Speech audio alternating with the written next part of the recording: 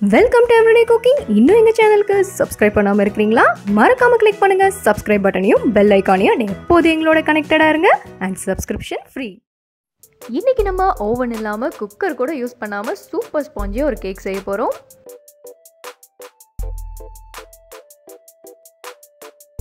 முதல்ல நம்ம cake batter ready பண்ணிக்கலாம். முதல்ல ட்ரை இன்க்ரீடியன்ட்ஸ் ஒரு கப் அளவுக்கு மைதா எடுத்துக்கோங்க.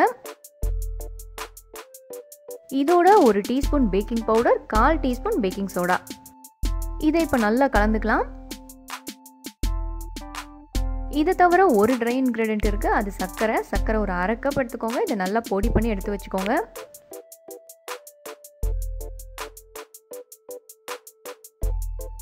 அடுத்ததாக 3 முட்டை எடுத்துக்கலாம்.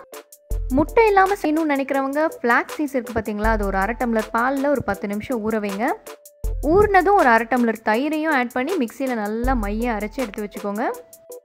இங்கே நான் பொடி பண்ண சர்க்கரையை முட்டையோடு ஆட் பண்ணிகிட்ருக்கேன். இதெல்லாம் இப்போ நல்லா கலந்துக்கணும். மறுபடியும் சொல்கிறேன், முட்டை வேண்டான்னு நினைக்கிறவங்க தாராளமாக ஃப்ளாக்ஸ் சீட்ஸ் யூஸ் பண்ணிக்கோங்க. முட்டையும் சர்க்கரையும் கையில் அடித்தா கொஞ்சம் டைம் எடுக்கும். ஸோ அதனால் நான் இங்கே பீட்டர் யூஸ் பண்ணுறேன். அண்ட் பீட்டர் இல்லாதவங்க தாராளமாக மிக்ஸி யூஸ் பண்ணிக்கோங்க. பீட்டர் யூஸ் பண்ணுறவங்க ஒரு 3லேருந்து 4 நிமிஷம் அதை நல்லா அடிச்சுக்கோங்க. அண்ட் மிக்ஸி யூஸ் பண்ணுறவங்க ஒரு 2 நிமிஷம் அடித்தா போதும். இங்கே நம்ம 3 முட்டை சேர்த்துருக்கோம். ஸோ முட்டை ஸ்மெல் தெரியாமல் இருக்கிறதுக்கு ஒரு டேபிள் ஸ்பூன் அளவுக்கு வெனிலா எசன்ஸ் ஆட் பண்ணுங்கள். இப்போ நம்ம கலந்து வச்சுருக்கிற அந்த ட்ரை இன்க்ரீடியன்ஸை கொஞ்சம் கொஞ்சமாக ஆட் பண்ணி மிக்ஸ் பண்ண ஆரம்பிக்கலாம். எப்போவுமே கேக் பேட்டர் ரெடி பண்ணும்போது இந்த மாதிரி கொஞ்சம் கொஞ்சமாக ட்ரை இன்க்ரீடியன்ஸ் ஆட் பண்ணி மிக்ஸ் பண்ணிகிட்டே வாங்க. அப்போ தான் கட்டி விழாமல் வரும். இதோட ஒரு 1/4 கப் அளவுக்கு எண்ணெய் ஆட் பண்ணலாம். நான் இங்கே ரீஃபைண்ட் ஆயில் யூஸ் பண்ணுறேன். அண்ட் ரீஃபைண்ட் ஆயில் வேண்டாம்னு நினைக்கிறவங்க வெண்ணெயை நல்லா உருக்கிட்டு ஒரு 1/4 கப் ஆட் பண்ணிக்கோங்க. கேக் பேட்டர் இந்த கன்சிஸ்டன்சியில் இருக்கணும், பார்த்துக்கோங்க. அடுத்ததாக பாத்திரத்துக்கு வருவோம். அலுமினியம் பாத்திரம் எது இருந்தாலும் யூஸ் பண்ணிக்கோங்க. இங்கே என்கிட்ட அலுமினியம் கேக் டின் இருக்குது, நான் அதை யூஸ் பண்ண போகிறேன். இந்த மாதிரி ஆயில் கொஞ்சமாக விட்டு நல்லா ஸ்ப்ரெட் பண்ணிக்கோங்க. இப்போது கேக் பேட்டரை இதில் ஊற்றிடலாம்.